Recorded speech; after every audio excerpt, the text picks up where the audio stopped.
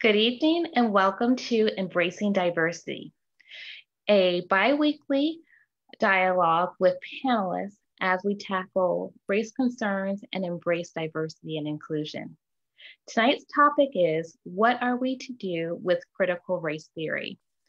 Our discussion will be hosted by Reverend Vicki L. Hughes, DEI facilitator and consultant. Thank you for joining us this evening. Good evening. Again, this is Vicki Hughes. Welcome to Embracing Diversity. And I just wanted to mention to viewers and to panelists that we have some new panelists on here with us tonight. This is our 1-year founding anniversary. A year ago on June 17th, which was a Wednesday, June 17th, 2020, we began having bi-weekly Wednesday dialogue. So again, I just wanted to announce that this is our founding anniversary. We had season 1 from June to November, and then season 2, January through early June. And tonight, we are starting season 3 of Embracing Diversity. I have several panelists on here with me tonight. And if you would please, before we get started, if you would share this video. If anyone wants to start a watch party, that would be great. Share the video with your friends on your Facebook pages. Feel free to comment, ask us questions in the comment section as we dialogue. Tonight's topic is critical race theory. And I want to quickly define critical race theory. It is an academic discipline, a movement of civil rights scholars and activists. I'm sorry, let me get another definition here. Let me see.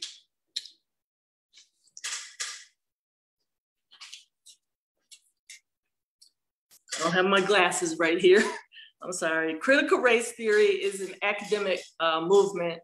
It's a way of understanding how American racism has shaped public policy, and it was actually founded by Derek Bell. And then some other scholars joined him: Alan Freeman, Richard Delgado, Kimberly Crenshaw were some of the people. The theory builds on the work of civil rights activists like W.E.B. Du Bois, Fannie Lou Hamer, and Pauli Murray. It deals with prejudice and structured disadvantages in society. The theory explores law's role in establishing practices of exclusion and disadvantage. It attracts a group of followers that most of the people are academic scholars, and we all know that it has really been in the news lately. Several lawmakers are trying to, and some have succeeded in banning critical race theory from being taught in our schools in some cities around the country. So let's get started. I first want you all to hear from Mayra. She is someone who is a law school graduate. She graduated from Harvard Law School, and she actually studied under the founder of critical race theory. She was mentored by attorney Derek Bell, who was a professor at Harvard Law School when she was there. Mayra? Hi, thank you for having me. I always feel particularly blessed. Professor Derek Bell has long since passed, but he's someone I knew on a personal level. He was a very, very lovely person. And in some ways, I did not recognize when I was at school, Harvard Law School, he was just so ahead of his time, and he took so much flack for some of his views among his colleagues, and also he was a civil rights activist. And I think there are a number of us that had the honor of taking his constitutional law class. I learned constitutional law under Professor Bell. And I think we so many people have been touched by him, and really do feel, especially in light of things that have happened. Gosh, well, since he was talking about this, not just this year, unfortunately, it's a recurrent theme, but just really wanting to do honor by him and sort of continue the work. So I just love being able to talk about this anytime I can, because I think there's a lot of misinformation out there about critical race theory, which I think is one of the reasons why you're having this discussion today. Okay, thank you, Myra. Okay, a few other people have joined us. And I actually want to call on one of the two people who just joined. Make sure he's definitely on.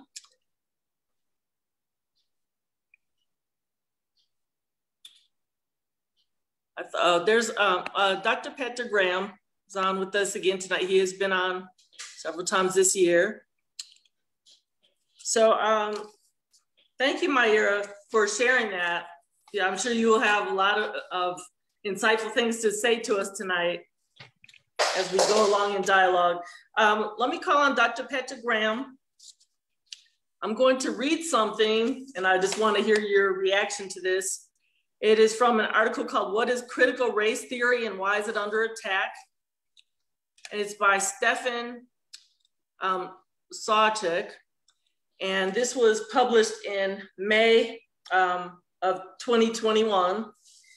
And he starts this article out with this question: is critical race theory a way of understanding how American racism has shaped public policy, or a divisive discourse that pits people of color against white people? And it says liberals and conservatives are in sharp disagreement. What are your comments after you hear that question, Dr. Graham?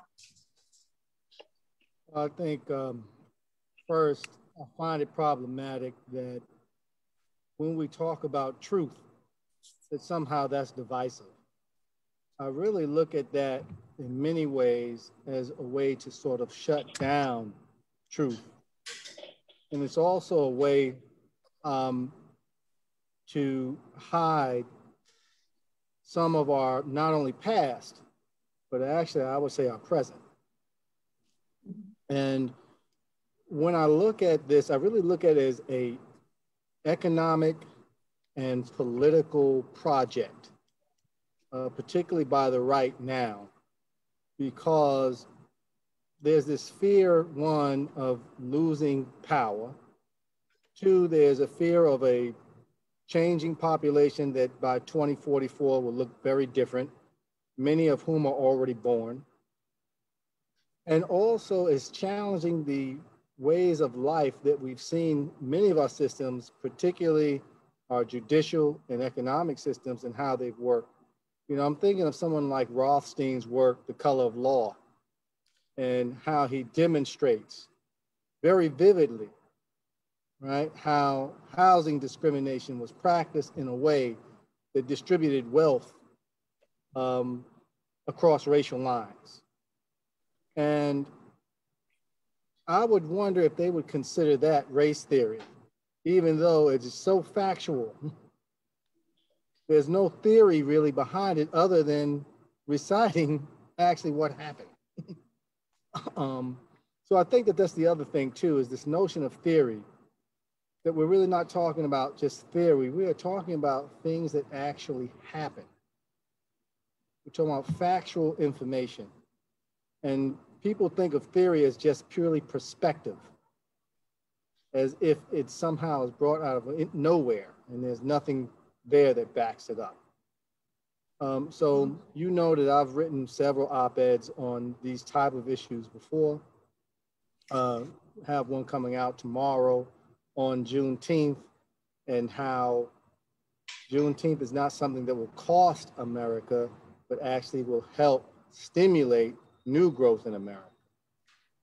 It is our time now to really look at the talent that we have across different spaces and people of different color, and acknowledge that without them, we can't succeed.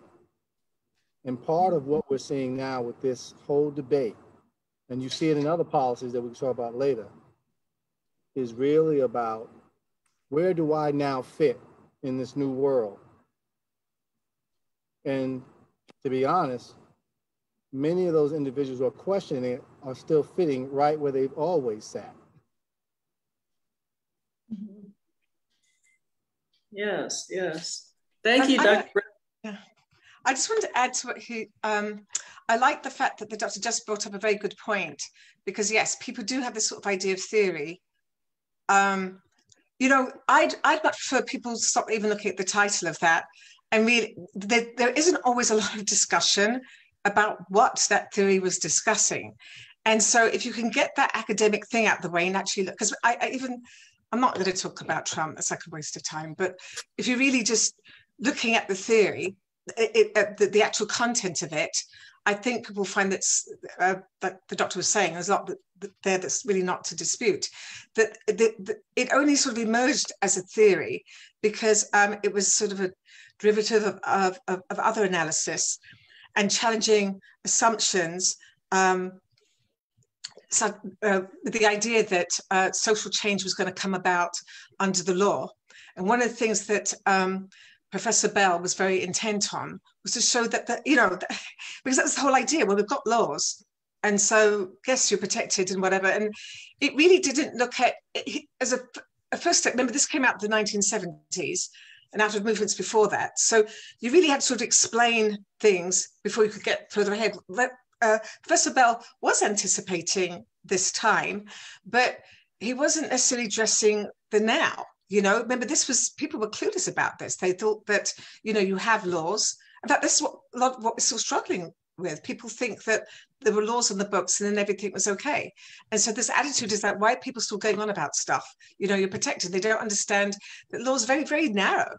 In fact, a lot of the people that those laws were designed to protect were not included in the discussions of what they wanted.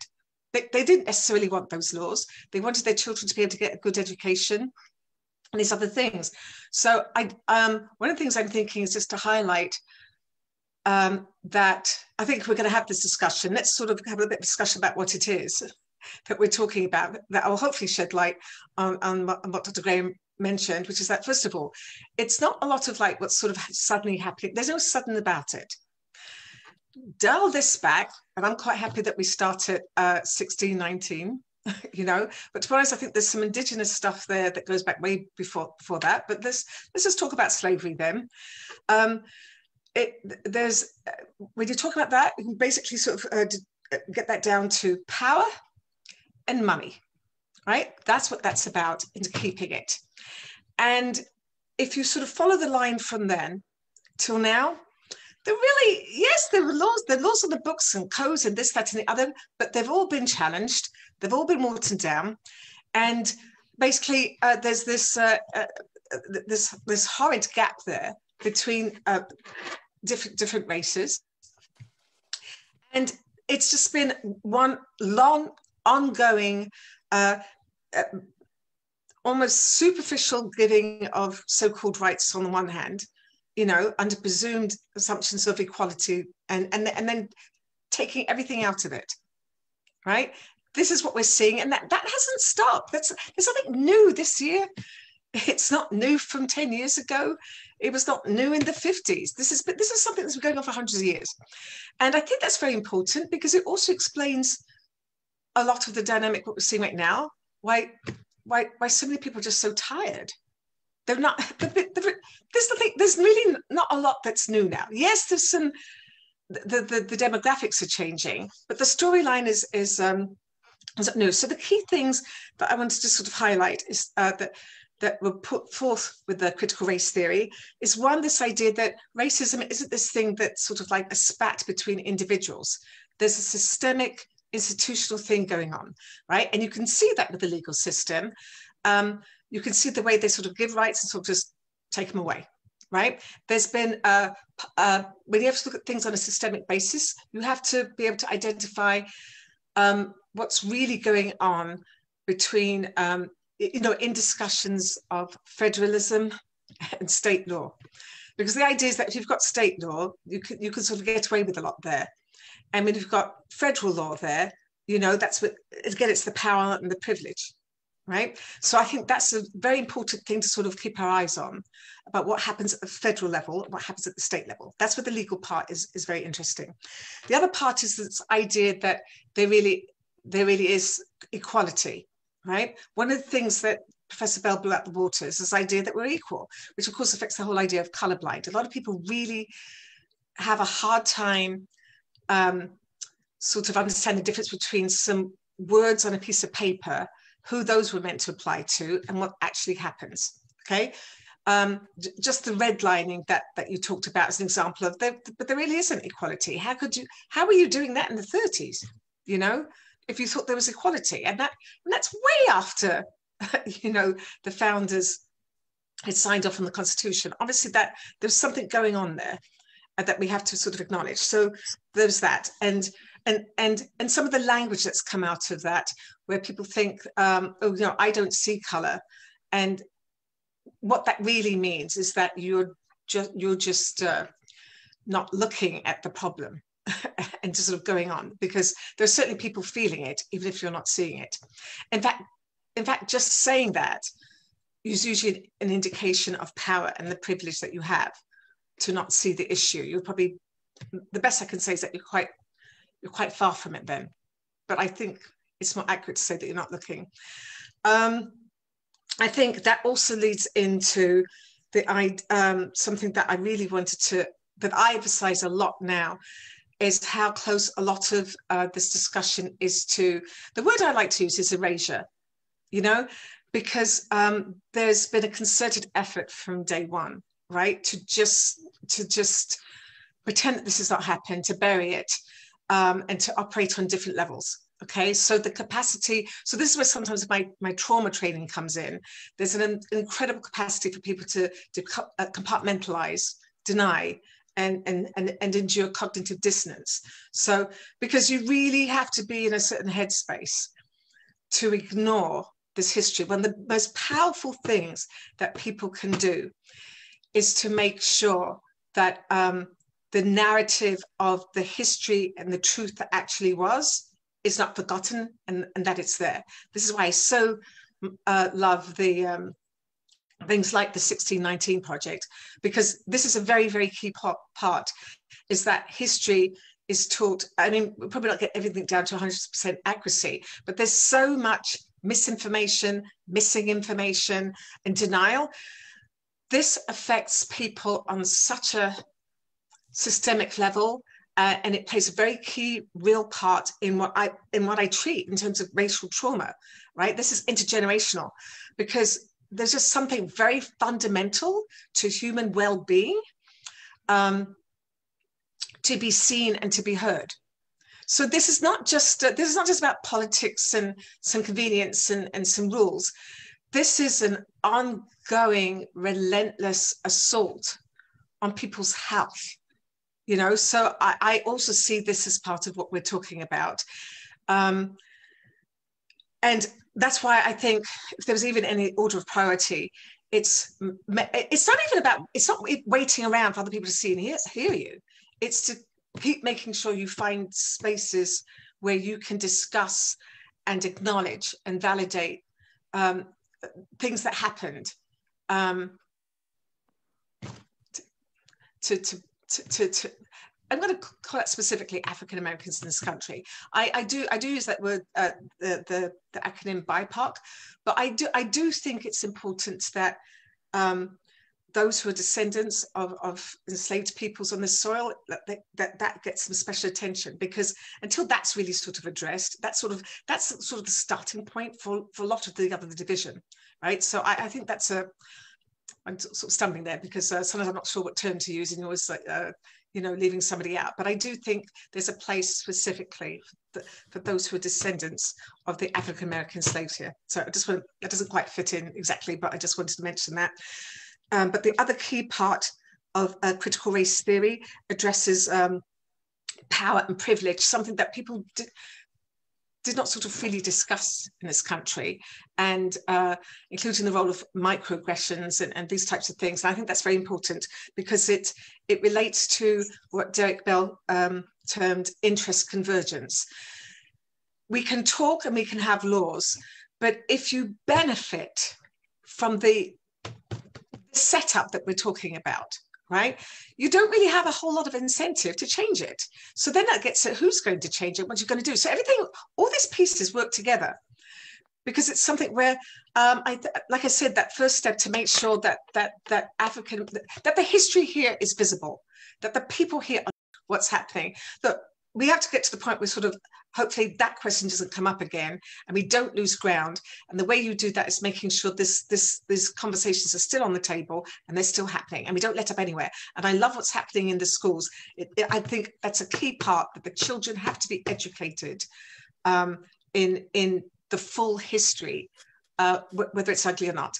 And I think that addresses a lot of the resistance that comes up, because there's this idea that you perpetuate racism when you keep bringing up critical race theory. And there couldn't be a greater lie.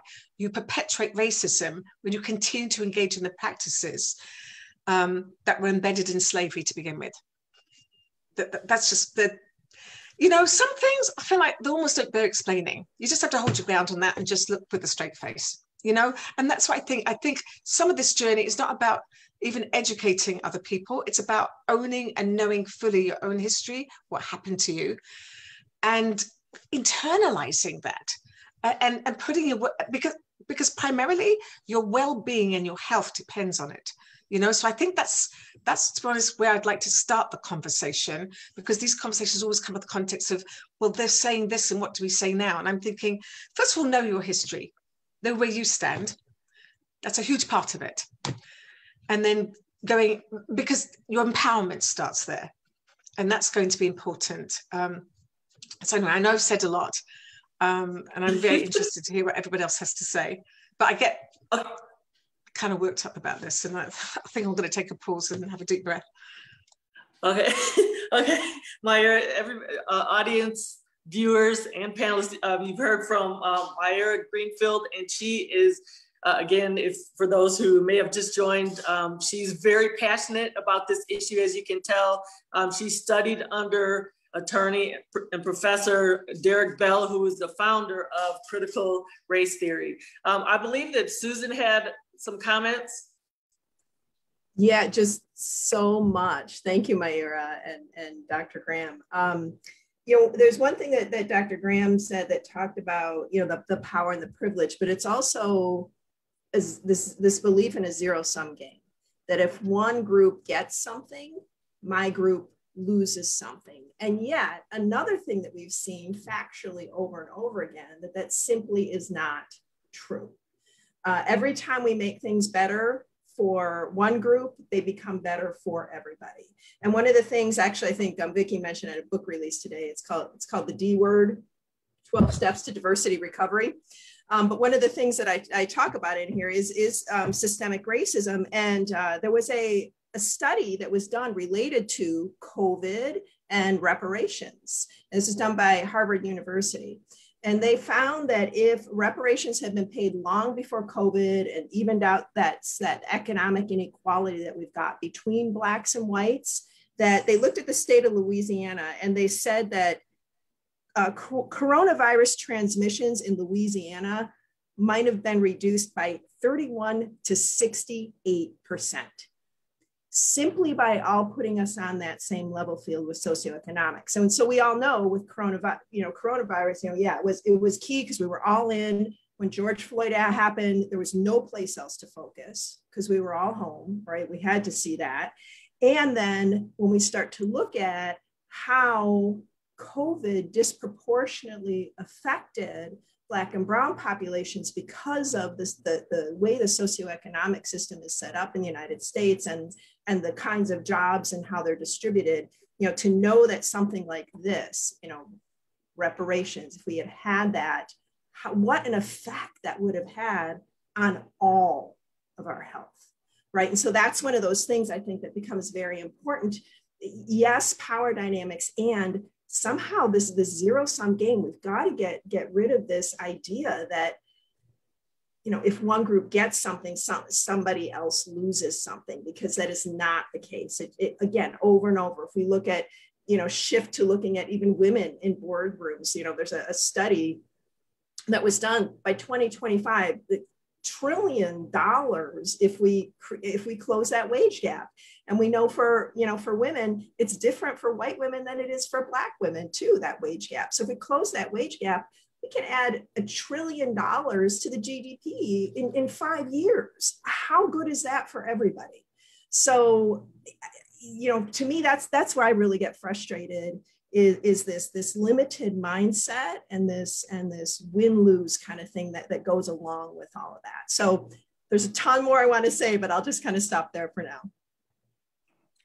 Okay, let me hear from somebody who hasn't talked. Dr. McCorn, I'm not sure if you're staying with this the whole time. So would you like to make some comments this time?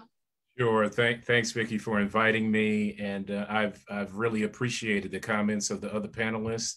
And I think they're spot on. One of the things that I think is really interesting about this whole conversation is how sinister it really is. These people are not dumb. And so they want us to kind of play into this argument as if they were just more informed and enlightened, that they would change somehow their opinion on these matters. Yes, it is systemic, and yes, it's institutional, but it's also structural, right? It is structural. It is baked in to the structure of our country, and which has never really been democratic. And so the democratic project is in jeopardy because people have not been willing to protect this sense of what the country was supposed to be about in the first place. And we know that there were so many lies and so much hypocrisy, from the very founding of this nation. So we should not be surprised at the kind of pushback that we're getting. And I think it was Mayera that mentioned interest convergence, which was a key part of what Derek Bell was trying to say, which makes full sense, right? Why would people who have privilege and power want to give that up, right? They have a vested interest in the system remaining the same. And so part of this crazy false equivalency that's going on is really a ruse. I think it's a distraction and a deflection from what white fragility is really all about. There are people that don't want to be challenged. And if America, for instance, I think that William Barber, the leader of the Poor People's Campaign, is really onto something when he talks about third Reconstruction, right? We have had pivotal periods in this country's history where there's been a revolution to try to right the wrongs and put the nation back on the right course. We saw it at the end of the Civil War. We saw it in the 1960s, which really was a second Reconstruction. And the truth is, African Americans are the only ones that have pushed America to truly be democratic. Let's just be honest about it. African Americans have made America even proximate to democracy. And we just celebrated the life of John Lewis last year and what he gave. And now there's a battle about the John Lewis, act. It's just crazy. And then now we're at this period, and I don't think it's an accident that we're at this period now on the heels of the election of an African-American president. You saw the right go crazy, and it was motivated by fear, a loss of power, a loss of privilege. Dr. Graham has already mentioned it. They see the horizon that America is becoming majority minority, whatever that means. But, white people will no longer be in the majority. Those who ascribe to whiteness, which is a whole nother debate and discussion. But I simply want to say that Derek Bell's arguments, and I was thankful, and Mayera, I'm jealous of you. I wish I could have studied with Derek Bell, but I read a lot of his stuff. I had a professor that introduced me, and I remember being enraptured with the book Faces at the Bottom of the Well. That book that talks about the permanence of racism. And what's ironic about this whole thing is that Derek Bell was critiquing liberals. His critique was against liberalism, right? And neoliberalism. And so what conservatives have tried to say, think about how crazy it is to call someone a conservative. in opposition to progressives. The opposite of progressive is regressive. And that's really the project that's going on right now. It is a project to bring the country back, to reclaim the good old days, the happy days, before Black people had all of this power and all of this voice and all of this agency. So I'm enjoying the dialogue. I do apologize, Vicki. I am going to have to hop off in a few minutes, but hopefully I can go back and watch the rest of the conversation. But thank you all for your commitment to fighting the good fight. And it is a fight, and we cannot give up and we cannot let down. We've got to keep pushing if we're going to have true equality and equity in these yet to be United States. Okay, Lester, since you can't stay on much longer, would you mind commenting on how they are trying to keep critical race theory out of schools? You are a president of a college, Clinton College, correct? So if you would briefly, would you please comment before you have to get off? Okay. Yeah, thank you. Well, Clinton College is an HBCU, so it's not an issue for us. We don't have anybody trying to take away our curriculum. Right. I wish more Black schools would be more forceful around critical race theory and its importance for empowering our students or restoring power. I've learned this word now. We should stop saying empower. We're restoring the power that people have, their own sense of agency. But again, I go back to my earlier comment. What's so crazy about this is that critical race theory has never been taught in elementary schools and high schools. It started in law school. I mean, it was about an argument about jurisprudence and how laws and policies reinforce structural racism. So it's a ruse. Again, it's a deflection, and unfortunately they're being successful. They know how to use the buzzwords. They've got the media all riled up, and it's really about, as you all know, this is red meat for their base. This is riling up white supremacists and so-called conservatives who really are, white supremacists in drag.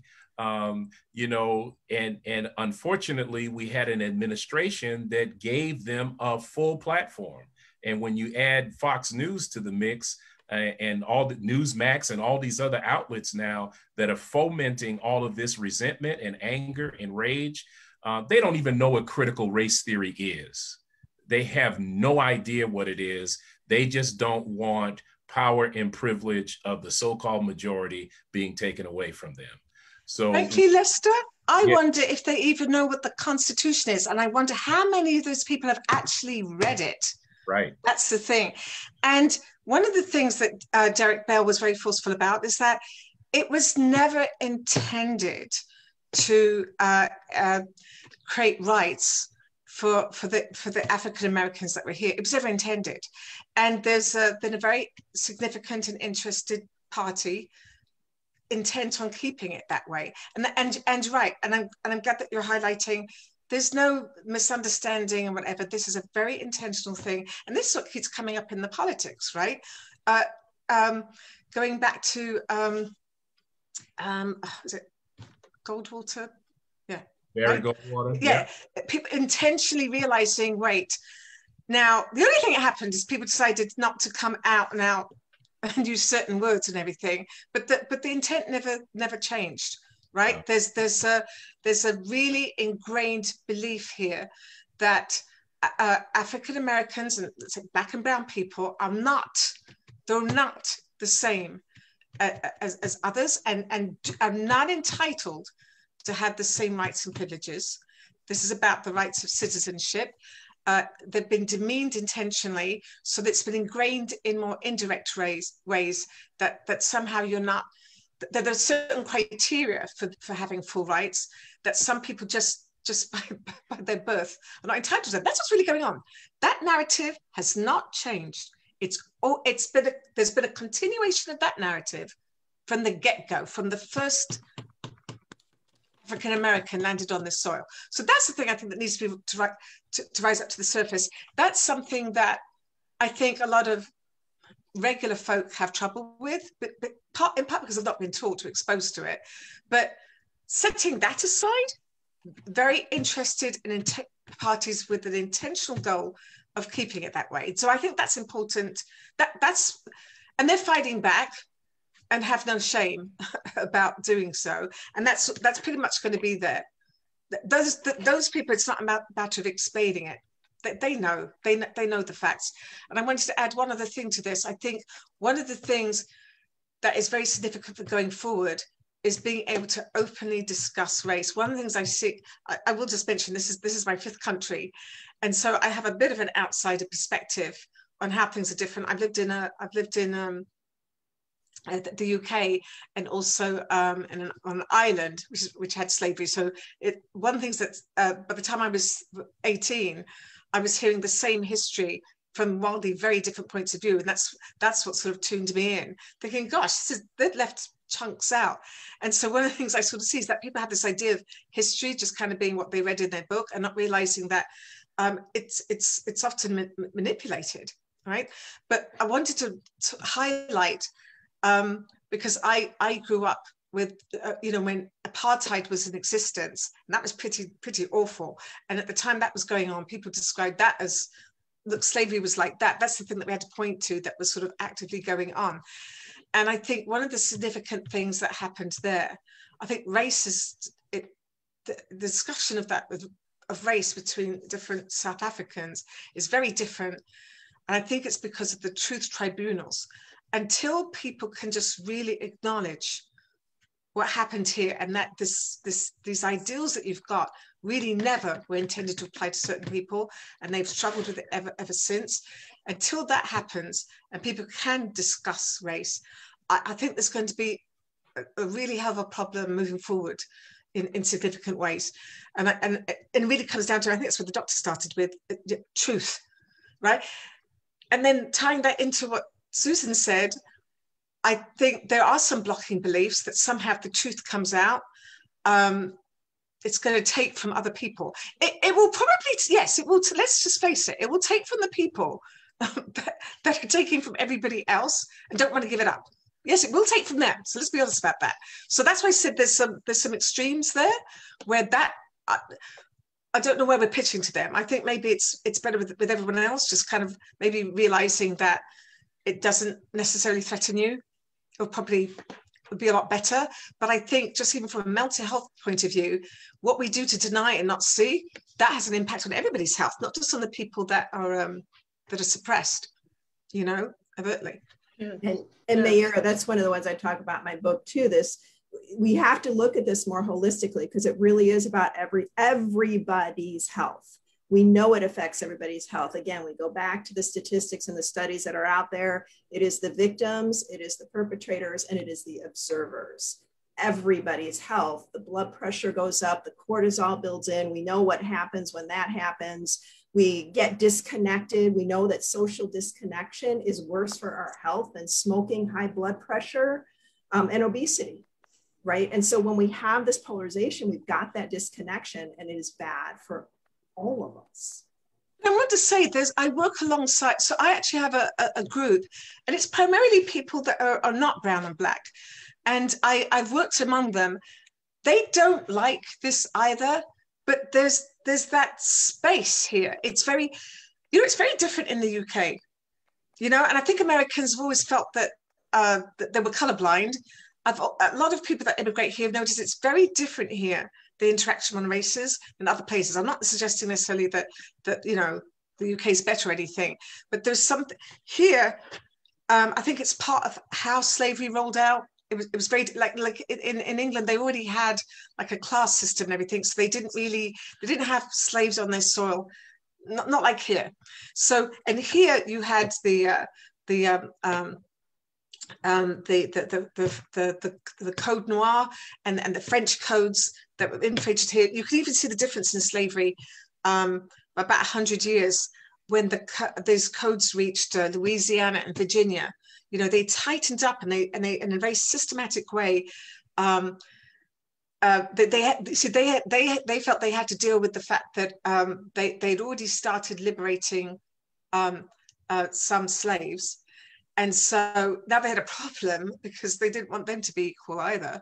It didn't really mean anything if you were free. So they demeaned. It was a very systematic and intentional conduct that was inframed in the law to demean what it even meant to be Black. You know, so now we were able to sort of not deal with things directly, and you kept people enslaved even though they were supposedly freed. You know, that's why I said this intention went back, and they never intended equality, and that's the lie. So we have the current big lie, but this is the other big lie, that there was ever any notion that equality was something for brown or Black people. It was never intended, and that's people have to get over that, because I don't know where this country is going, and I think there's a lot of potential. There's a lot of people, as Susan said, that suffer with this, but until we can talk and get over that lie. Mm-hmm. Mm-hmm. Okay, let's hear from, we haven't heard from a few people. Let me hear from, or let all of us hear from Aaron. Do you have some comment?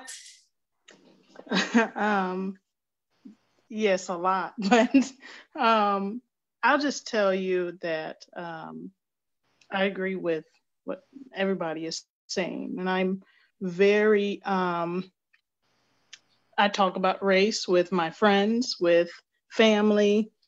And just to let you know what I do for a living, if you don't know, is I work in hospice, and I'm a chaplain, and I live in Georgia.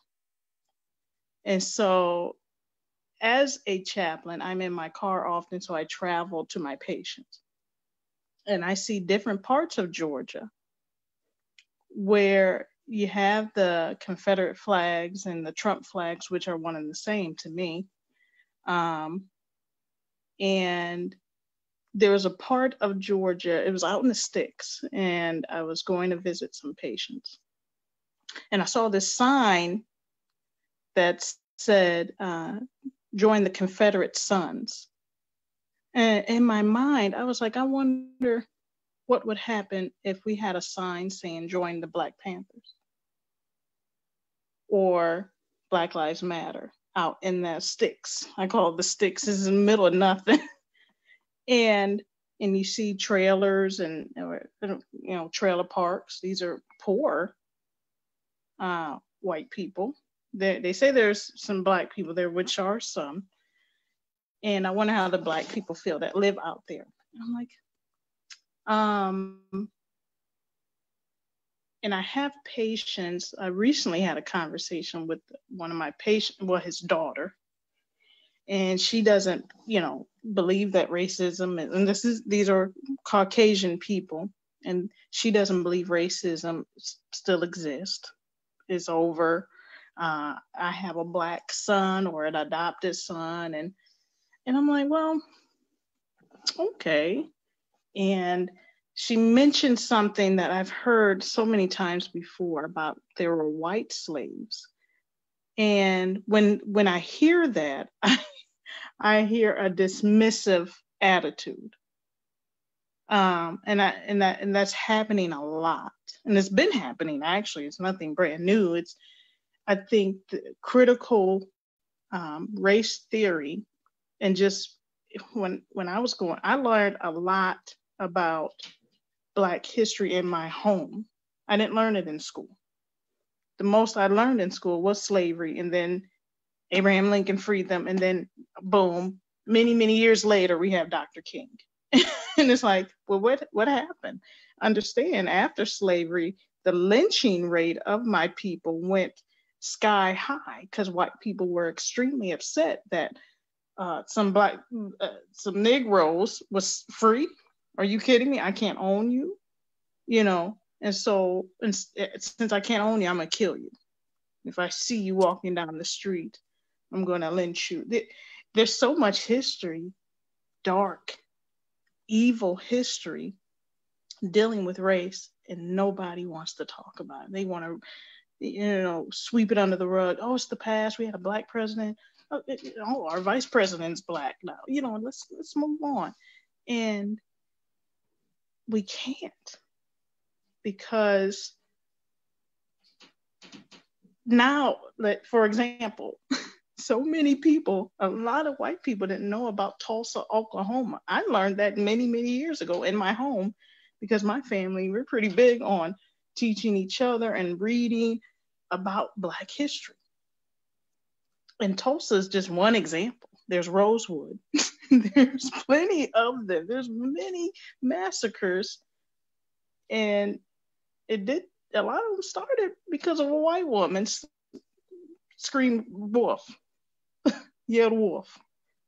Because a white woman said something and then that caused an uproar. How dare you touch a white woman? As if she's pure and you can't touch her. Or your Black skin can't get near. Or a lot of it was a lie, but unfortunately, so many people got killed because somebody screamed wolf. There's such, I think white America, they don't want to be held accountable. They don't. And they're like, oh, well, I've heard, and I'm sure you've heard as well, you've heard people, I've heard a lot of white people say, well, I'm not like that. And I've heard them say, well, my ancestors didn't own slaves. So you just don't want to learn about it. You don't want to hear about it. Oh, because your people didn't. How do you really know that? How do you know that they didn't own them?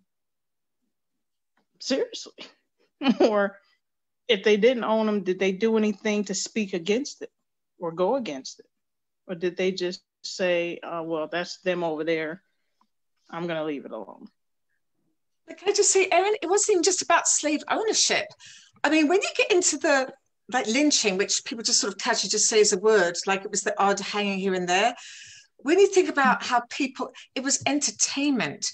You brought children. They came out. You sent postcards. You used the US. It happened in the North as well. This isn't this. People took home body parts as souvenirs. There's also a very famous incident. I wish I could remember the woman's name, but she just in retaliation to something. If one person did something over there to free themselves, like 80 people over here died, they took a woman who was pregnant, cut out the baby, and stomped on her. And I'm like, this is what we're talking about. Yeah. Do you understand what that does to the psyche of people? That when I said that people were debased at that level, that happened here. The fact that you don't know. Do you know what I'm saying? It's not even just, because I always hear that, well, I didn't own, like it was just, it wasn't just the ownership. Yeah. It was all the horrors, the rapes, just families broken up. It doesn't go like that. Right. You know? Sorry, I don't know. There's just such a gap. It goes through the generations. And our Black culture, even white culture as well, but I told someone, I said, how can we heal from something you won't even allow us to talk about it. You just want us to shut up about it. Well, you're not that. I'm like, I can trace slavery in my lineage. I've done my genealogy of my family. And I can trace it back to my great-great-great-grandfather and grandmother. And so, oh my God, my grandparents, they were slaves, but they saw a lot of racism. They couldn't go into restaurants. They couldn't go into, my grandmother talked about she couldn't go into a clothing store because she was Black. And she really wanted this dress. And this white woman looked at her like, how dare you? You can't come in here. You can't even try it on. You can buy it. They'll take your money. They'll take our money. But they don't want anything to do with us, or we're 3/5 of a human.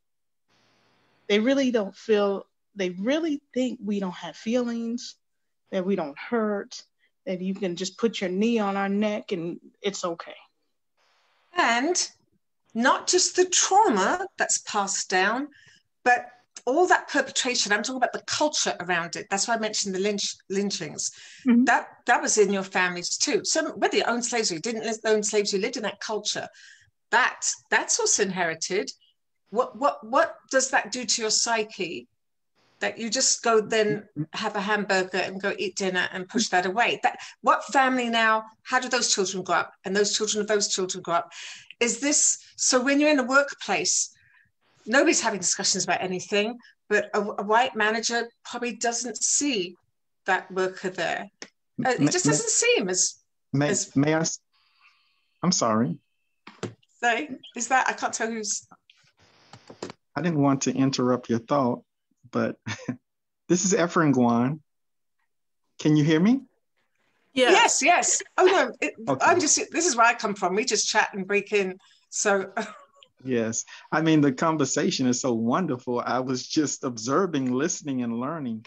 But I did want to say, in terms of the trauma, I was had the opportunity to read an article about epigenetics and how the trauma is definitely passed down.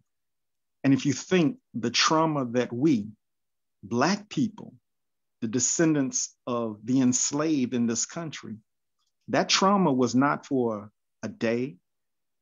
It was not for a year. It was not for a decade. It was for over 400 centuries, and it's continued to this very day. So what happens to a human being who is constantly under trauma, and the institutions that those individuals are born in and operate under? What happens to their minds? What is needed to truly repair them? So I just want to kind of digress back to the whole conversation about critical race. Of course, this is a red herring that many conservatives are throwing out for fundraising purposes. But I would kind of bring our attention to, I think, a fact, because we have to deal with truth. America was doomed from her beginnings. You cannot take a country from the indigenous people, slaughter them, then bring another people, an entire people, up out of Africa, enslave them for 400 years, then create institutions that protect essentially the privilege and the power of white men. We have to be real that America was never established for people of color. This failed experiment, its constitution, its laws, its political system, its educational system, its system of jurisprudence, its system of economics, it was all set up for the maintenance of powerful, wealthy white males. And it's been that way until today. However, what's different is that the idea that undergirds this doomed system that we call America is the sick ideology of white supremacy. It is dying. And so everything that we see, the backlash to critical race theory, the backlash, what we saw on January the 6th, is a dying man's desperation.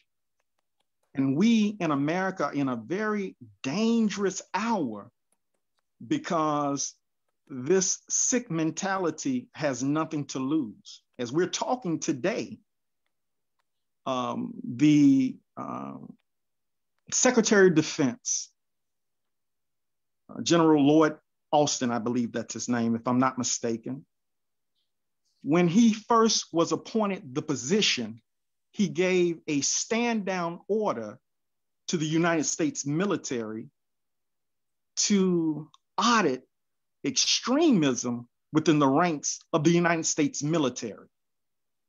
What's coming out recently in the news is that many of the weapons that are proliferating on the streets of America and impacting the inner cities, articles are now demonstrating that they're traced back to US military bases.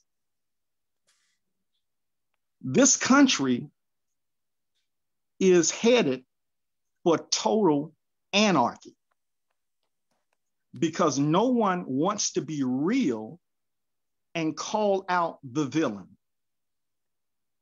And so everyone has spoken so eloquently to the past history, but it's not just the past. It's what happened not only with conservatives, because we don't want to let liberals off the hook, because part of this, as we look at mass incarceration, that was under our current president, and the 94 crime bill. So it's not just the crimes that America has committed in the past, it's the crimes that they continue to commit. A whole generation, especially my generation of young African-American males, and I'm a part of Generation X, our generation was decimated because CIA operatives were allowed to just dump crack cocaine into the inner cities. And this has affected, when you say trauma, this has affected 2 generations of Black families. So the question is, are we prepared to do what's necessary to, one, save ourselves? Because I really don't think we can save this failed institution. In fact, it has to fall. That's just my view, because it is rotten to the core and it cannot be saved. I just wanted to add that. Thank you. Thank you. Vernon, we haven't heard from you. Would you like to make some comments? Yes, please. Good evening, everyone. And congratulations, Dr. Graham, on your new position. Good job, sir. Wow, so much has been said, and it's, we're all on the same page. One of the questions I sort of even had for panelists, and I'm here in Georgia, but one of the questions that I have regarding CRT, and by the way, Mayara, I love Dr. Bell as well. Faces at the Bottom of the Well was one of the first books I read of his. I had a very harrowing experience at Ole Miss Law School, trying to become an attorney, which I did not become. But it was that book helped me get through. But my question is, as I understand CRT is mainly taught at a college level, at university level. It's not even something that's really taught in elementary schools, secondary institutions. And people are, as Brother Muhammad said, it's a red herring, because also our brethren are conflating it with the 1619 Project, which is, Nicole Hannah-Jones and that whole body of work is basically truth-telling. It's basically presenting facts about what happened in the country. But, once again, CRT, because Georgia legislature they actually have signed a bill into law already with our wonderful Governor Kemp, saying that CRT cannot be taught, and they actually sort of put verbiage in as well to limit 1619 Project for those school boards that may try to institute some of that curriculum. And several of the local communities in the Metro Atlanta area have had hearings already in their boards of education, and they're just upset and angry and, CRT is like, first of all, CRT is not even taught at that level. So it's like, it's disingenuous, it's ignorant, but you have all these people that are caught up in it, that are Brother Muhammad, so much of what you said just resonated with me in terms of the foundation of America. you know, and you know, let me get a little spiritual. You can't build a house on a foundation that's not a firm foundation. If you build your house on sand, it's gonna crumble, it's gonna fall. If you build your house on anything other than a solid foundation, and America was built on the blood, the gore, everything that you mentioned, Brother Muhammad, the subjugation of two groups of people, which is absolutely crazy. But then you say, in God we trust, then you have the nerve to evoke God, to say that this is a quote unquote Christian nation. It's like, really? Okay. It's like, what Christ are you worshiping? What God are you that you don't understand, that you don't see, that we, first of all, we have to be reconciled at some point. And Brother Muhammad, you said it, the reconciliation, they don't want it to happen. You know, I pray that we don't. You know, it's a Cold War now, but I know there are a lot of folks on Black and white that I know are stocking up on ammunition, and I'm very concerned. And I got a little stash myself, but I'm just, you know, the whole CRT thing, like you said, it's a red herring. It's not real. And one more quick point on one of the things you said, Brother Muhammad. You talked about trauma being passed down, but let me just say this: in faith, resilience is also passed down. How we survive, how we thrive, even in the midst of the oppression, is also passed down. That's a spiritual thing. That's a deep. It's like, regardless of how you worship, you know that there is the Creator put something in us despite our sufferings, despite our ancestors' sufferings. My ancestor, there's a book that was written by, it's called The Comers of Alabama. My white ancestor is a former governor and U.S. Senator of Alabama. And in that book is the name of one of my Black ancestors who was his slave. It's listed on his manifest as his property. So yeah, we're traumatized. Oh my God. I don't even want to go into my stories, but the resilience is there as well. And you know, we're gonna have to fight. You know, unfortunately, we're fighting with words, we're doing what we can, but you know, the systems, this is, you know, and y'all forgive me, but beyond the manifestations of human beings, this is a spiritual battle. It is a spiritual battle. It's good and evil. This is war. Okay, can I just add to that though? Because I don't want to be disingenuous sitting here. I don't know how much of that is a male perspective. There are other perspectives as well. And I would like to think, and I could just be naive, but I'm a bit of an idealist as well. I'm hoping, well, I think you could certainly prepare for it, but I'm also hoping and thinking that I'm just seeing so much among younger generations. They're informed.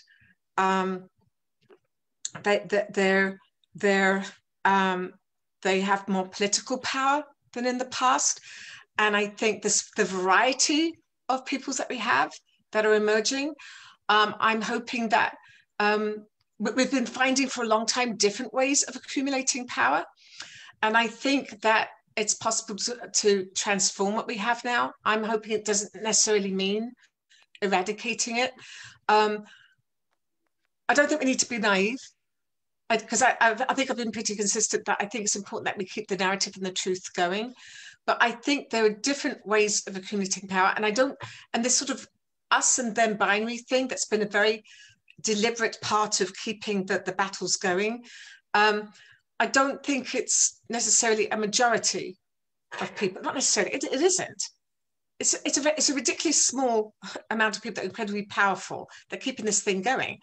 I think what I've tried to explain is that just understanding from a trauma perspective, yes, the numbers are pretty large, you know, who voted for certain things. But I don't think you can judge everybody who's white, for example, as being the types of people that were on Capitol Hill. I think this is Mohammed, what he said. I think it's yes, there is something to that sort of that white supremacist culture is enraged, but I think they're still relatively quite small. You know, I don't see them. May I? Yeah, sure. The problem is that the masses of the people are influenced by those at the top. And there's reasons for that, though. Yes, and even though it's a small number, that small number has control over the masses, unfortunately. But I just, you know, with my spirit and my tone, it's not that I'm pessimistic, but I want us to be realistic, because there are conversations that I think that happen in silos, some within academia, but there are also conversations that happen on the ground level, where it is a real war, if you will. And that can be frightening. But Black people, and I'm speaking specifically of Black people who are the descendants of those who were enslaved in this country, you know, we have been in an abusive relationship with America. And generally, abusive relationships end one of three ways. Either the abuser kills their victim, or the victim kills their abuser, or there is a bill of divorce, a bill of separation. So these are the choices that we have in America right now, because it's not getting any better as this country unravels. The pandemic only exposed what was already here. I hear what you're saying. We have to be honest about it. Yeah. And white supremacy, not just in America, because I know that there is a global context to it. White people need to have a discussion among themselves, because the modus operandi when we see Caucasian people anywhere on the planet, it's the same. Whether it's in South Africa, take the land from the indigenous people, set up a system of white supremacy codified in laws. Come to Central America, South America, take the land from the people, codify that system in laws.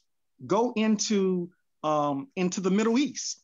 The conflict there is one where a European people came out, took land from indigenous people under the color of course, religion, the same way here in America manifests destiny. So we have to do something differently, because up until this point, our conversations are almost on the verge of insanity, which I'm sure you're well aware that the clinical definition of insanity is doing the same thing and looking for a different result. We cannot go on for another 464 years in this condition. I don't know if that's the clinical definition. I think Einstein's attributed to having said it, but I did want to, I guess the point I wanted to make is that there are a number of things in play, and the conversation isn't just black-white. So for example, and I'm also speaking as somebody who's mixed, you know, so for example, I don't think Asian Americans are necessarily in the same spot they were in many years ago. They're being a lot more vocal now. And they're also making alliances that sometimes we haven't quite seen as strong as we're seeing now. There are a lot of people that are mixed.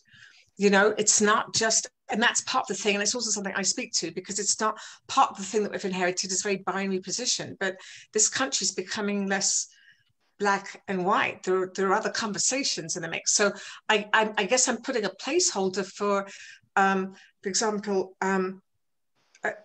even for women, we see, especially in the corporate setting, you use power differently, you know? And when we have these different voices coming together, I think that sometimes changes the conversation. This is, you know what I'm saying? So I feel that I'm hearing what you're saying, and you've heard what I've said here, but I guess, I think it's also important in truth telling to go back and also, we're not in the same times as we were before. Things are also very different now, and other things have been happening that are changing at the same time. This is 2021 is not the same as the 90s or the 60s. You know, yes, there's some continuation of oppression. Those forces are there, but I just think it's important that because if we're talking about equality, who are we talking about, and who leads that? I got you, but you know what hasn't changed is the racial hierarchy, and so we've got to acknowledge that. What I heard in Brother Muhammad's comments, though, is some of the actual trauma was coming out even in his voice. Yeah. And if we don't acknowledge that first at the individual level, but also just acknowledge that while some things have changed, what has very much stayed the same and has really grounded so much of our thought on race is the racial hierarchy itself.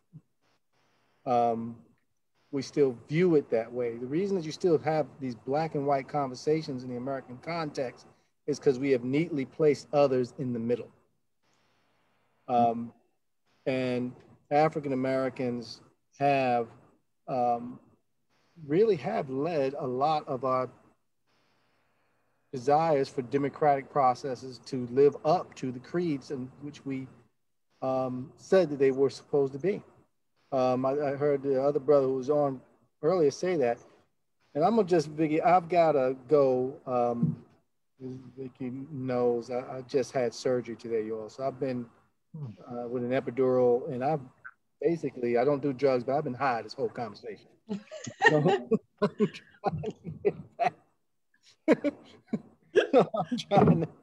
I've been trying to hang in there, but I just want to read something really quick because you know they just had the vote on Juneteenth, and so one of the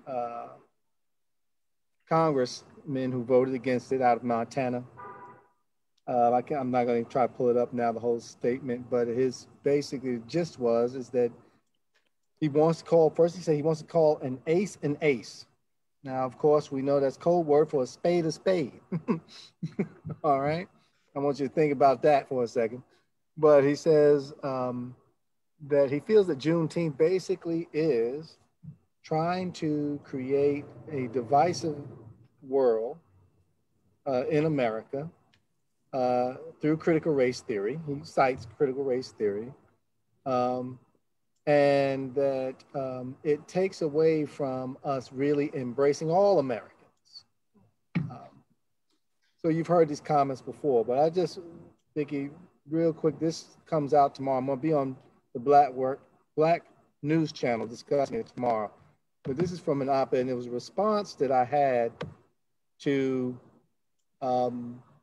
comments by Wisconsin Senator Ron Johnson, who said, although I strongly support celebrating emancipation, I objected to the cost and lack of debate.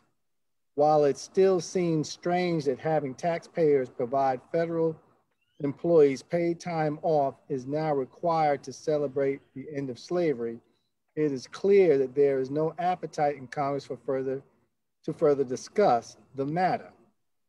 Now, this is my response to him.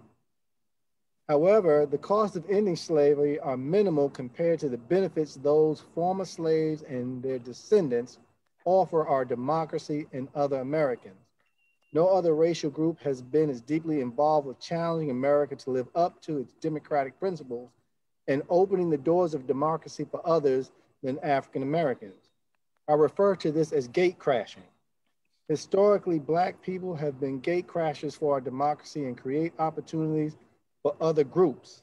For example, during the struggles to abolish slavery and Reconstruction following the Civil War, African American desires for education and freedom led to voters' rights movements women's movements, and public schools, which created educational opportunities for poor whites in the shadows of the 13th, 14th, and 15th Amendments. Black bodies and minds have replicated these forms of gate crashing throughout American history. The modern civil rights and Black power movement spawned the student movement, the gay liberation movement, and new feminists of the 60s and 70s.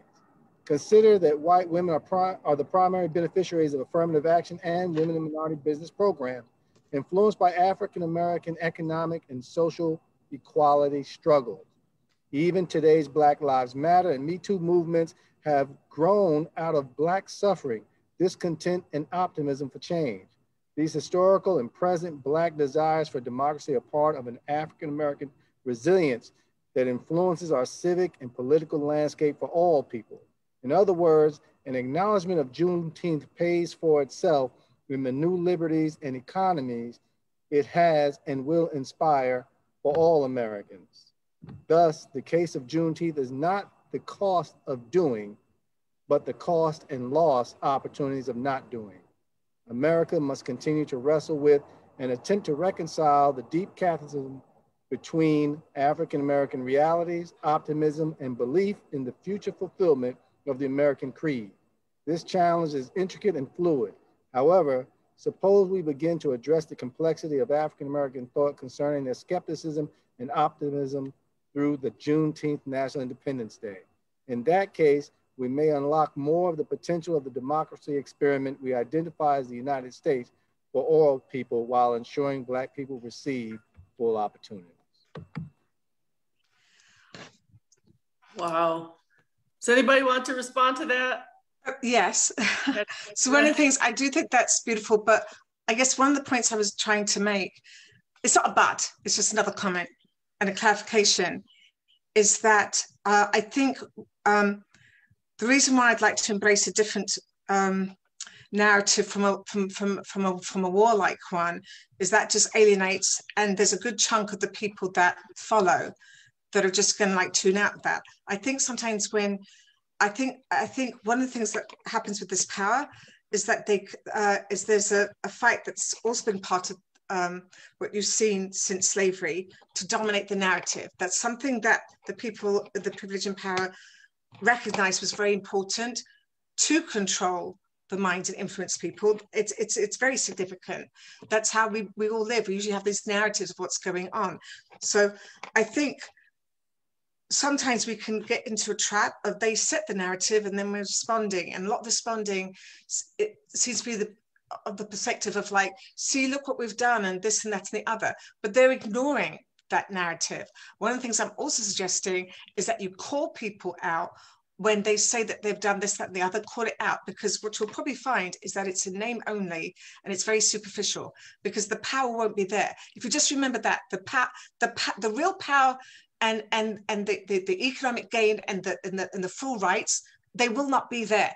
So you don't let them, this is the lawyer in me coming out now, right? You don't let them dictate the narrative. You start your own. Why do we have to continue the narrative that they set? You don't have to. You can just completely ignore that, because you just have to know. I mean, it's this equation.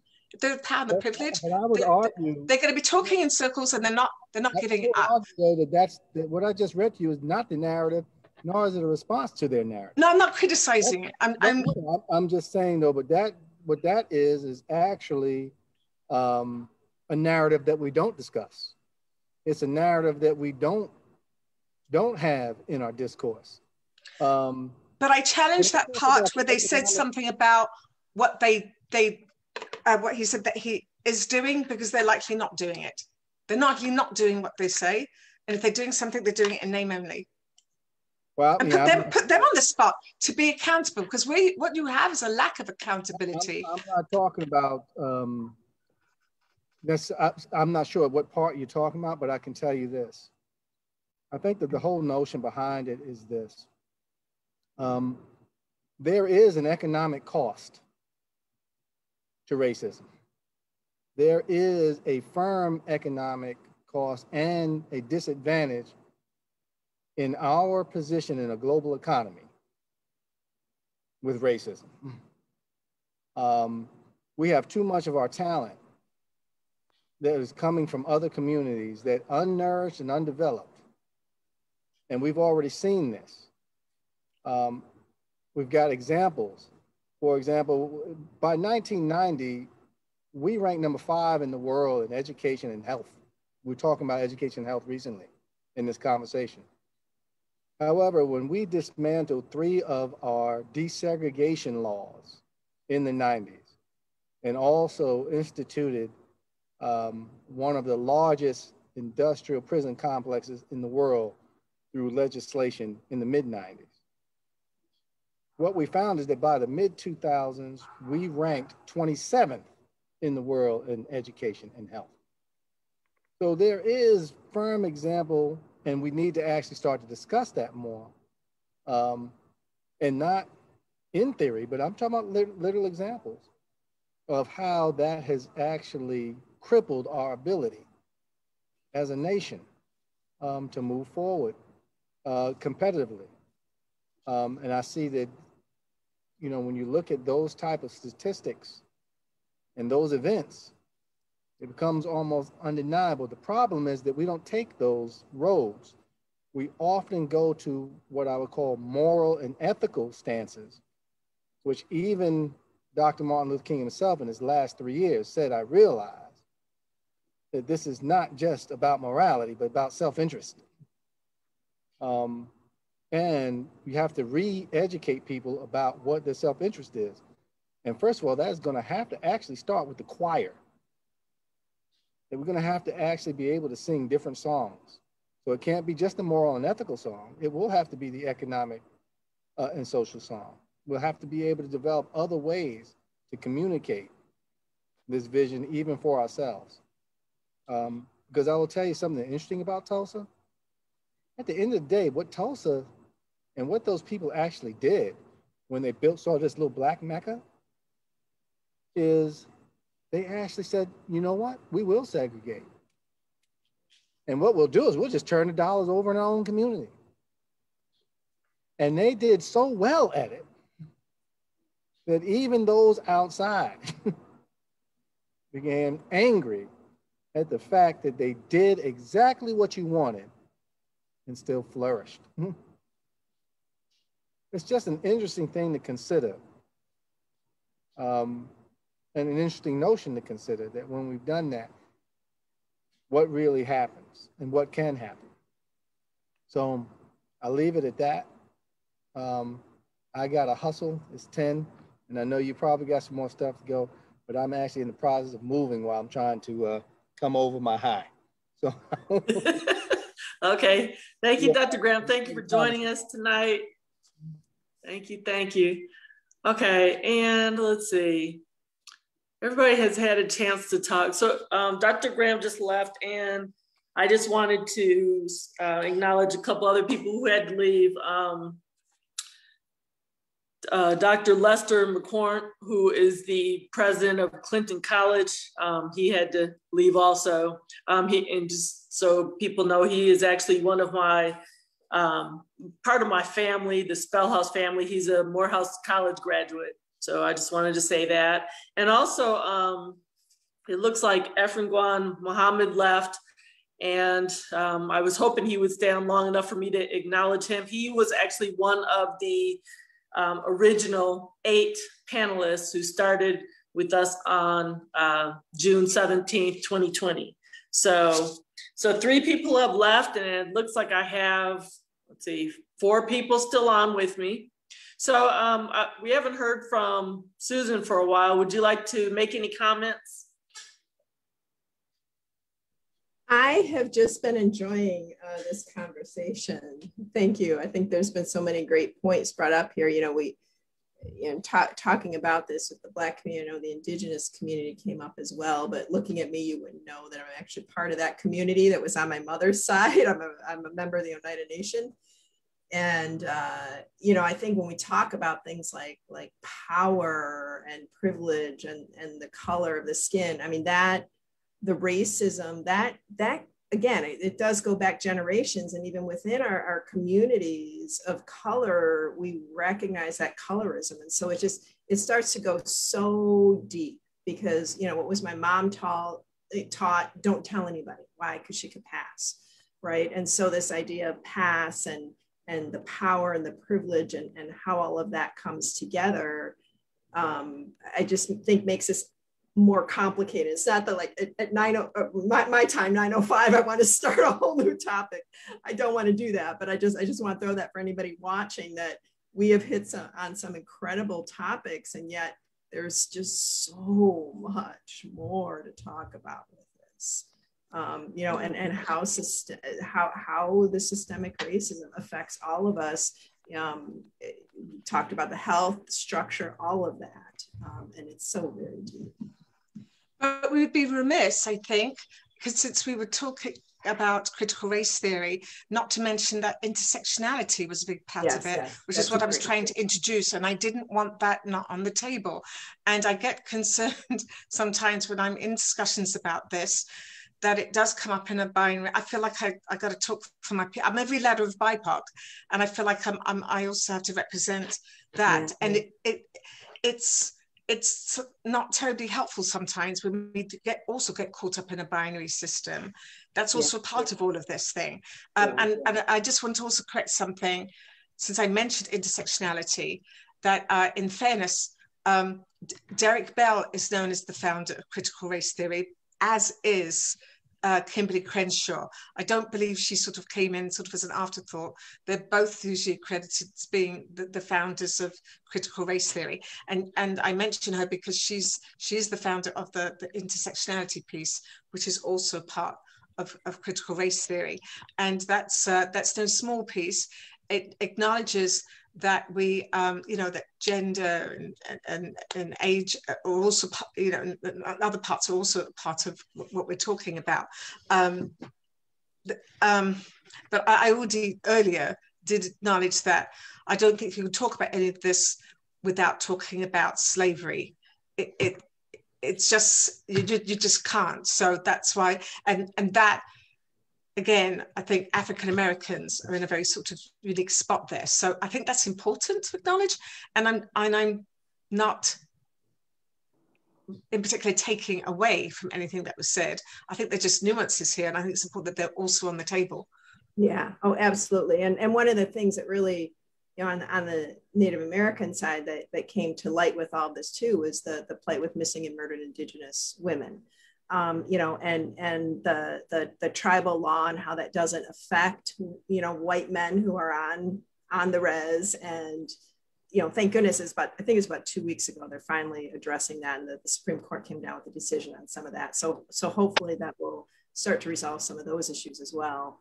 And I think it's important that like female voices are a part of going forward. And I'm sorry, I have to talk about that because a lot of times they get subsumed and marginalized in these discussions.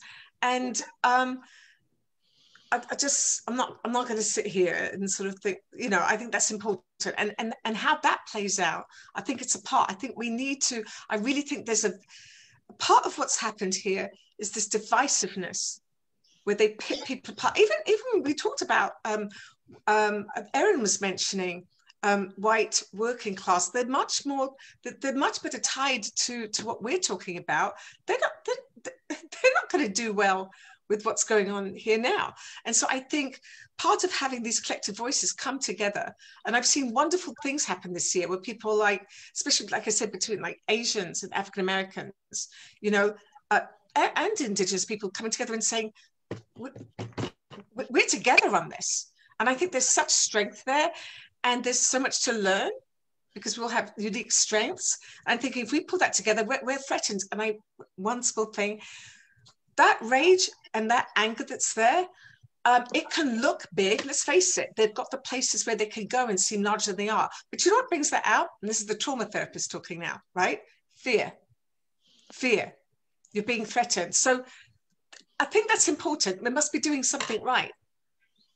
We must be doing something right if they're that threatened, and I think it's important to keep that up. I know for just a few things, I spoke about accountability. Reason why they, especially here in Georgia, and our governor, I can't wait to vote his tail somewhere else. He just needs to go. The reason they don't want this to be taught is because they're that way anyway.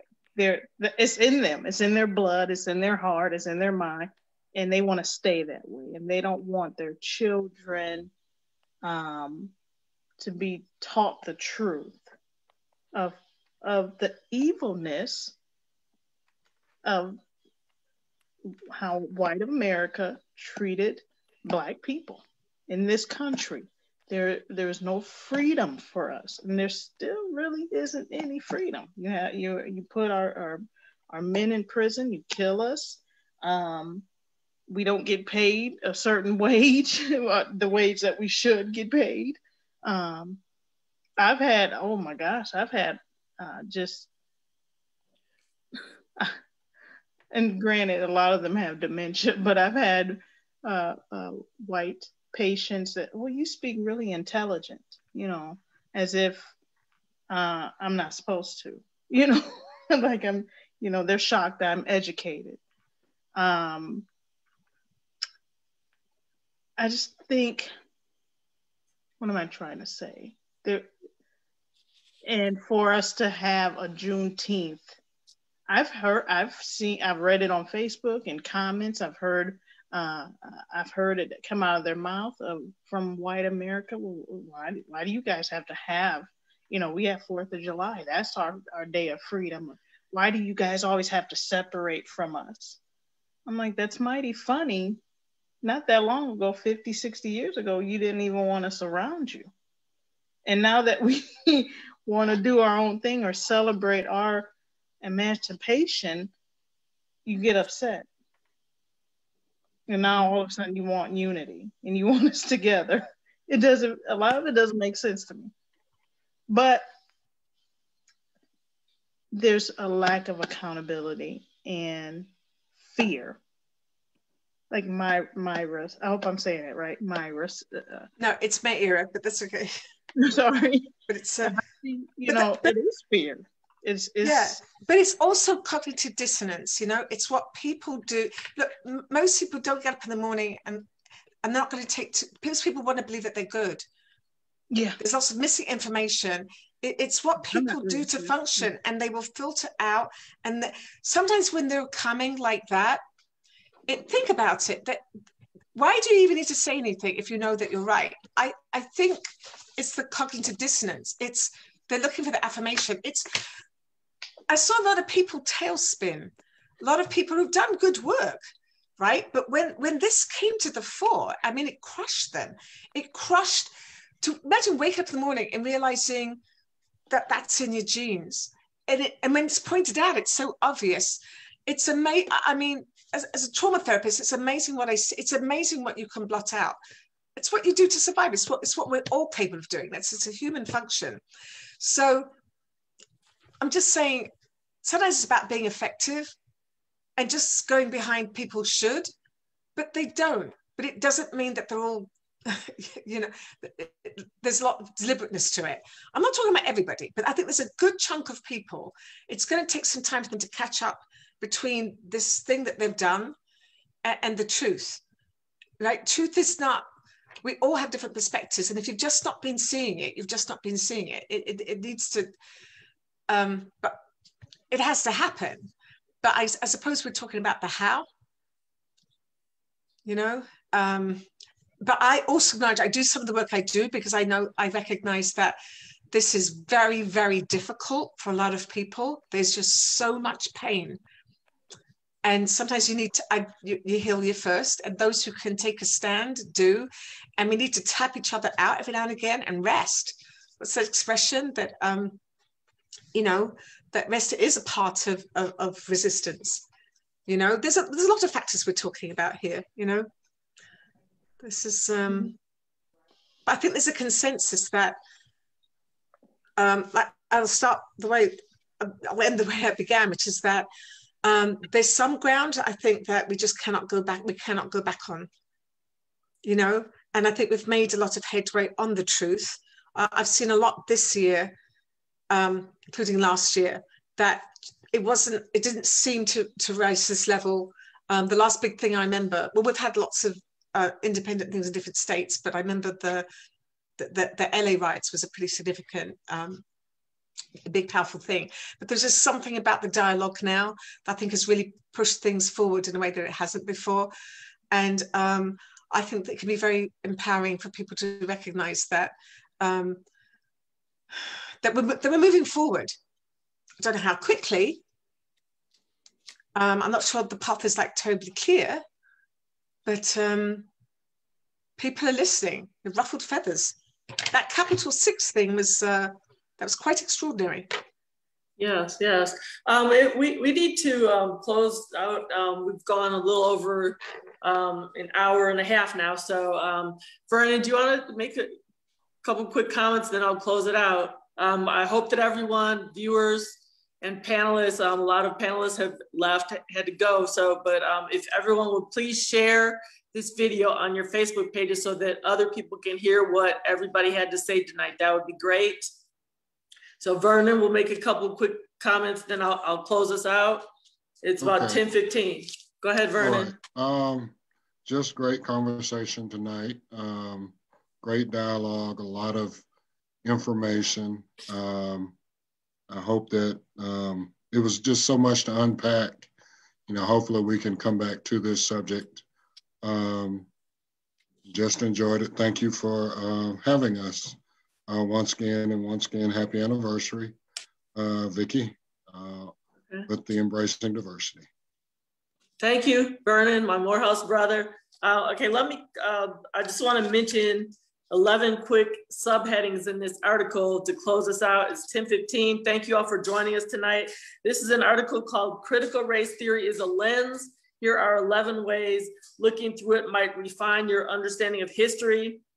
It was published on May 27, 2021 by Elliot C. McLaughlin, CNN. I'm gonna read these and then close us out. These are things that you know, people of color have gone through over the decades, over the centuries. Land was taken.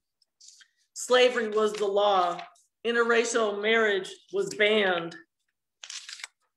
Voting was restricted. Jim Crow was accepted. Lynching was tolerated. Immigration was biased. Education was curtailed. Good jobs were elusive. Housing was exclusionary. Healthcare was inferior. Those are the 11 headings in this article. And I told you where the article came from. So if you would like to read the whole article, it's awesome. It gives some great information. Thank you all for joining us tonight. I want to thank all of my panelists. A lot of them had to drop off early. So thank you. And we might do a part 2 on Wednesday, June 30th. Thank you again, panelists and viewers. Bye. Good night.